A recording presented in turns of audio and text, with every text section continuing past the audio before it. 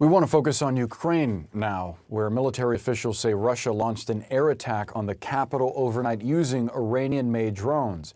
City officials say Kyiv's air defenses destroyed all the drones, though you're looking at photos of some homes that were damaged by falling debris. This is the first time the capital has been targeted with drones since the failed rebellion led by Yevgeny Prigozhin, the leader of the Wagner mercenary group. We want to bring in CNN's military analyst and retired Air Force Colonel Cedric Leighton. Colonel, great to see you on a weekend. Notable that Russia's targeting Kyiv again today, as we've seen all these signs of disarray following that failed rebellion by Prigozhin. Yeah, that's for sure, Boris. And, one of the key things to think about, though, is that while we think of the disarray that we're seeing in Russia, we're also seeing the fact that the Russian armed forces are still conducting their missions. They're still dangerous. They're still very active in areas that can threaten the capital. And the fact that they use the Shahid drones from Iran to do this indicates that the command and control is still working well enough to do something like this. They still have plenty of munitions, and they still have plenty of will to take battle to the Ukrainians. And that's something that we have to keep in mind as things move forward. Yeah, certainly in the middle of this counteroffensive from the Ukrainians, too.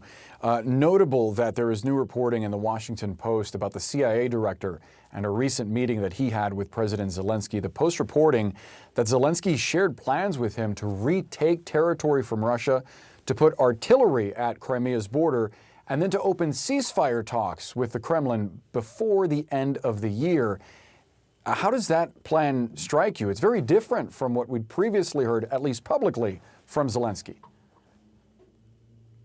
Yeah, well, I think Zelensky was kind of keeping some things really close to the vest, at least until this report came out. And I do believe, though, Boris, that it's a fairly realistic plan if it, holds true according to the reporting in the Washington Post. And the reason I say it's fairly realistic is the Ukrainian goal always seems to have been to, at the very least, cut the land bridge between Crimea and the Donbas region, the region that the Russians have occupied since 2014. The fact that they had that land bridge was a significant blow to the Ukrainians once this invasion started. So if they can roll that back and they move forward according to that plan, then what you will see is a pretty big change in the table of forces, if you will, in the eastern part of Ukraine. So if they move forward toward the Sea of Azov, the Ukrainians, that will then allow them to cut that land bridge and could potentially give them leverage for potential peace talks. There's also something notable about the CIA director meeting directly with Zelensky. We've seen all sorts of top officials from the United States and Europe and around the world meeting with the president of Ukraine. But it's especially significant in part because it also happened only a few weeks before this attempt by Prigozhin to topple the leadership of the Kremlin. What do you make of the timing of that visit? Well, the timing is certainly very interesting, and I think the one thing we have to keep in mind is that the director of the CIA has not only a major intelligence mission, but also a bit of a diplomatic portfolio as well. He's one of the primary interfaces between the intelligence services of other countries and our own intelligence community.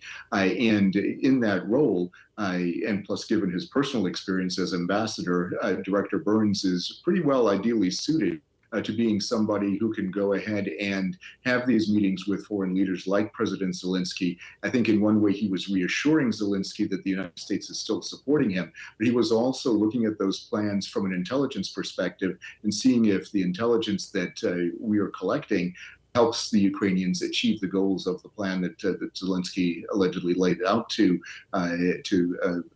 Director Burns. And on the note about ongoing support for Ukraine from the West, President Zelensky spoke last night and expressed some concern. Let's listen to what he said. The most important thing for Ukraine is not to lose bipartisan support, because the U.S. is a real leader in the support for Ukraine. They are the most powerful in the world in terms of weapons and financial support, and that's well understood by all of us.